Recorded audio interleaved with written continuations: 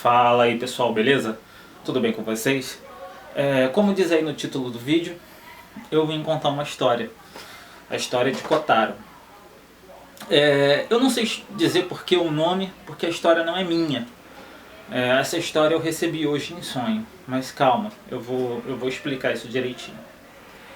Eu tive um sonho hoje, e nesse sonho eu vi uma cena em terceira pessoa. Eu não interagia com a cena. Eu vi em terceira pessoa e era contado pra mim como uma história. Tinha alguém narrando. Eu ia vendo as cenas e tinha alguém narrando aquilo pra mim. E o principal da história, o centro da história era Kotaro, era o nome de um menino. Então eu vou contar a história pra vocês e depois eu continuo a explicação.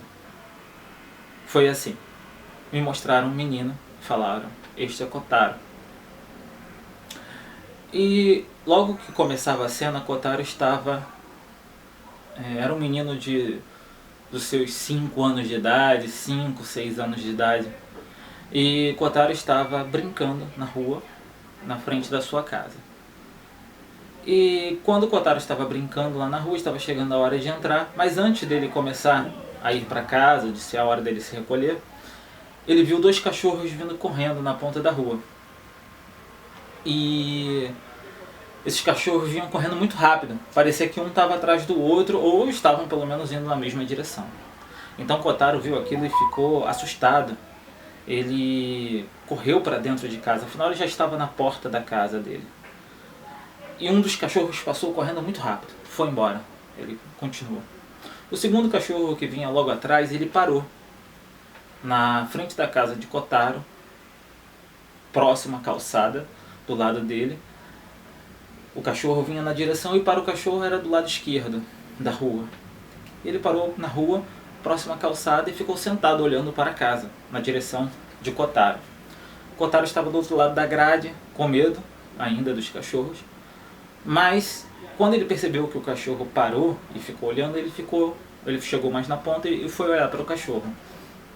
E nisso que ele olhava para o cachorro passou a olhar para ele e ficou aquela troca de olhar fixo. Kotaro tomou coragem e saiu de casa e foi para a calçada e ficou olhando para o cachorro. E o cachorro ficou lá sentado, olhando para o Kotaro. Kotaro não chegou a tocar nele, mas ficou todo empolgado com aquilo. Aquilo era algo diferente para ele. E ele virou para o pai estava dentro de casa, mas à vista dele, falou: papai, posso ficar com esse cachorro? E o pai dele não respondeu na hora, porque o pai dele também estranhou o fato do cachorro ficar olhando fixamente para ele. Então o pai foi dar uma olhada no cachorro. O cachorro aparentava ter boa aparência. Opa, redundante. Parecia ter boa aparência, mas tinha coleira e tinha uma etiqueta na coleira. Diga-se de passagem, o estranho é que o pai dele, estranho em termos, né? O pai dele parecia ser brasileiro, todos eles falavam em português, tá na história. Fazendo uma pausa aqui. E Kotaro tinha aparência meio oriental. Então provavelmente a mãe dele era oriental ou descendente. Continuando a história, o pai dele se aproximou do cachorro, achou estranho, né? A forma como o cachorro parou, parecia estranho. Eu, que estava vendo o sonho, era estranho, parecia algo induzido, algo feito, né? Parecia que alguém tinha dado ordem para aquele cachorro: fique ali. Eu não estou manipulando a história, mas foi exatamente o sentimento que eu tive e o sentimento que o pai do Kotaro passou para mim também, quando eu estava olhando, porque eu era um espectador, como se estivesse vendo um vídeo, como você está vendo esse vídeo, vendo algo acontecer, você não sabe o que ia acontecer, né? Eu não sabia que era um sonho, mas era algo que eu não estava participando. Então o pai dele se aproximou do cachorro, o cachorro com aparência razoável, não parecia ser um cachorro de raça nem nada do tipo, mas era um cachorro de porte médio e estava sentado.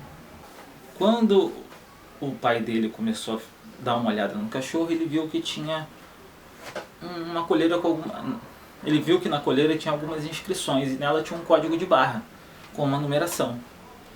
E estava fazendo referência a um canil, a um abrigo, mas não parecia ser algo público, tava, pelo menos não aqui pro Rio de Janeiro, né? Eu não conheço nada tão organizado assim, talvez pelo Brasil tenha algo, ou seja algo particular, uma ONG, não sei, eu não entrei nesse mérito.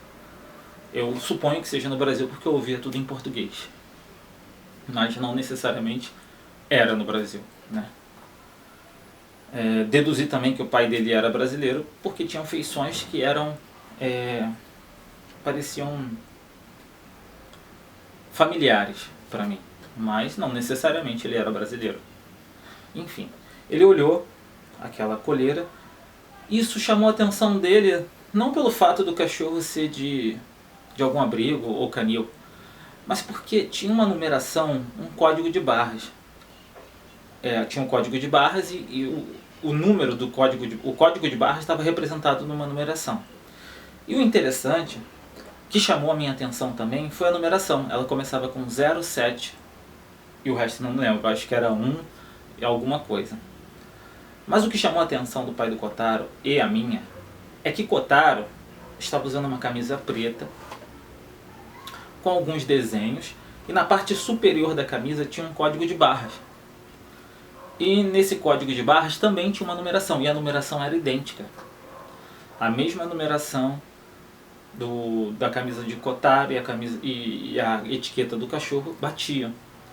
E Kotaro naquele momento começou a pular e falar: papai, papai, podemos ficar com ele, podemos ficar com ele. E o pai dele meio assustado com aquela coincidência, porque o pai dele não era um religioso, mas era um homem de fé, era um homem que cria em Deus e prestava atenção nas coincidências de Deus. Era um homem atento. Então, quando o garoto começou a pular: papai, papai, podemos ficar com o cachorro, podemos ficar com o cachorro, o garoto era um garoto, ele queria um cachorro. O pai dele olhou para ele e falou, como se estivesse pensando alto, falou assim: acho que sim. Acho que isso é um sinal de Deus. Mas ele falou pensando, mas ele acabou reproduzindo a fala. E nisso, o pai do Kotaro pegou o cachorro e foi no local onde a plaqueta do cachorro indicava.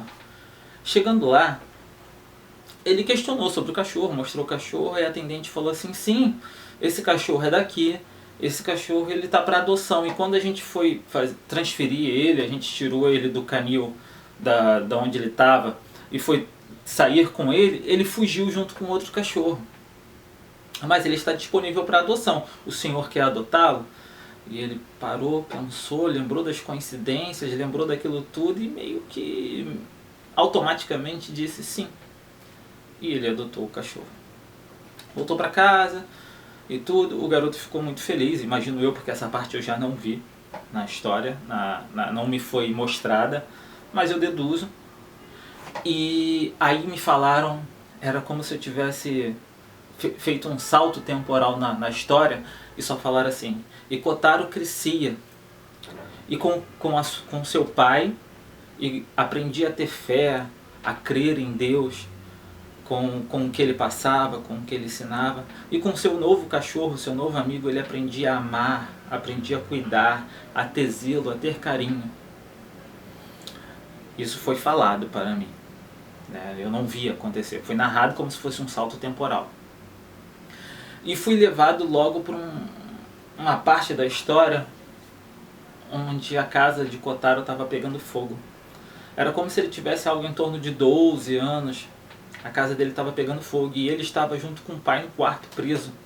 Era uma casa grande e estava pegando fogo a casa. O pai de Kotaro estava abraçando ele, cobria ele, tampava ele com alguns cobertores para ele não inalar fumaça, sendo que o pai dele mesmo estava exposto. E muita coisa caída, muita coisa pegando fogo, e o pai dele não sabia para onde ir. Parecia na história que eles tinham sido pegos de surpresa. Aí me foi narrado da seguinte forma: eu sempre estava ouvindo essa voz narrando, e eu não via ninguém narrando, mas eu via essa voz narrando. O pai dele e o pai de Kotaro, a voz narrava assim: E o pai de Kotaro, percebendo que já não tinha forças para poder tirar o garoto dali e nem sabia como como fazer isso, simplesmente abraçou o filho e começou a esperar que ou um milagre fosse acontecer ou que eles dois iriam morrer juntos. E ele começou a pensar que talvez fosse a vontade de Deus aquilo. Então o garoto, que já tinha seus 12 anos, como que interrogando o pai, falou: papai, papai. Não repetiu 2 vezes, eu repeti 2 vezes. Falou: papai. Na verdade ele falou: pai, eu quero viver. Eu quero continuar vivo, eu não quero morrer agora. É como se ele estivesse indagando: pai, o que nós vamos fazer? Mas o pai dele sabia que ele não tinha forças para tirar o filho dali. Ele já tinha inalado muita fumaça, ele já estava perdendo os sentidos, ele já estava bambeando. Ele usou tudo que ele tinha para cobrir o filho, para evitar queimaduras, para evitar que inalasse fumaça, mas tinha muitos escombros pegando fogo, em chamas. E aí o pai dele tomou uma decisão difícil. Ele pensou: talvez ele tenha alguma chance, talvez algum milagre aconteça. E tudo isso aconteceu muito rápido. E ele falou pro filho: filho, sai do quarto e sai daqui, eu vou logo atrás. Mas o pai dele tinha poucas esperanças, humanamente falando, que o filho conseguisse sair dali, porque a casa estava caindo aos pedaços e tinha muita madeira. Eu não sei porquê, mas a casa era prioritária. A prioridade da casa, da construção, era madeira. Tinha alvenaria, eu percebi paredes de alvenaria, mas muita coisa do teto caindo de madeira e em chamas. E ele não acreditava que o filho fosse conseguir sair. Ele achava muito cruel mandar o filho numa operação suicida, né? Ele meio que estava querendo esperar a morte ali com o filho, ou que talvez alguém os resgatasse. Mas ele também já não acreditava nisso. Mas quando o filho falou aquilo, ele falou: então filho, vai. Porque ele pensou no coração dele: se for da vontade de Deus, você vai viver, alguma coisa vai acontecer e você vai viver. Então Kotaro olhou pro pai meio assustado, tipo: você não vai comigo? E o pai dele sabia que ele não podia ir, não tinha condições, não tinha forças, ele não conseguia nem botar o pé. Ele meio que estava com o corpo jogado em cima do garoto e tentando protegê-lo, já estava tudo queimado, já estava... Enfim, ele já não tinha mais forças, ele estava mal falando. E ele falou pro filho: vai na frente que eu vou atrás. E Kotaro, desesperado, ele saiu. Ele foi, acreditando que o pai estaria atrás. Mas de repente as coisas começaram a desabar e ele conseguiu até sair do quarto, mas as coisas atrás dele desabaram e daqui a pouco ele se viu em meio a chamas. Há muito fogo, muito escombro. E ele mesmo já não sabia por onde sair, porque estava tudo muito quente, estava tudo muito destruído. Ele já não sabia mais como encontrar a saída dali. Ele parecia como que estivesse algo como na sala, saiu do quarto para a sala, mas estava perdido. Foi então que eu fui levado para uma visão externa e eu vi o cachorro correndo para dentro da casa. E ele percorreu alguns cômodos, passando por baixo de algumas coisas em chamas e se queimando também.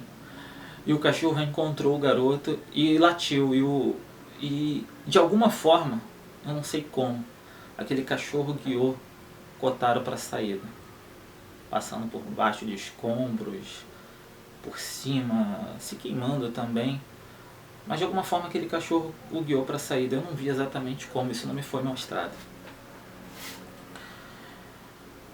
E alguns dias depois, ao incêndio, o próprio cachorro morreu. Porque ele foi muito queimado. Ele também inalou fumaça e é um cachorro, né? Mas Kotaro sobreviveu com pouca coisa. Em pouco tempo ele já estava em casa, ele já estava... Na verdade eu não vi. Não me foi mostrado nenhum machucado sério nele. Talvez não fosse a ênfase da história. Eu me lembro de ter visto claramente, então Kotaro ele sentiu uma dor profunda. E nesse momento até eu eu me lembro de ter chorado ao ver a cena, porque de alguma forma eu pude sentir a dor dele. Eu não sei se isso faz sentido para vocês. De alguma forma eu pude sentir a dor que ele estava sentindo ali. E aí ele lembrou do pai dele, ele lembrou das práticas do pai dele, como o pai dele pensava, de todo o legado que o pai dele deixou em termos de memória, em termos de moral, em termos de conduta. E a dor que ele sentia por ter perdido aquele cachorro que deu a vida para salvá-lo. Kotaro já tinha, acredito que seus 13 anos de idade, 12 para 13 anos. A idade não me foi revelada, eu estou deduzindo pela altura dele, pelo tempo que se passou desde que o cachorro chegou até quando o cachorro morreu. Isso me impactou muito porque naquele momento ele dobrou o joelho e foi fazer uma oração. Mas não uma oração de quem já está acostumado a fazer orações e falar coisas grandes e falar com Deus face a face, mas ele foi fazer uma oração sincera, uma oração linda. Eu me lembro que ele dobrou os joelhos e disse: Deus, eu estou vivo graças ao meu pai e ao cachorro. Eu falo cachorro porque em momento nenhum me foi mostrado ou revelado o nome que talvez tenha sido dado ao cachorro. E ele continuou a oração e ele falou assim: eu não quero que a minha vida seja em vão. Eu quero fazer coisas importantes.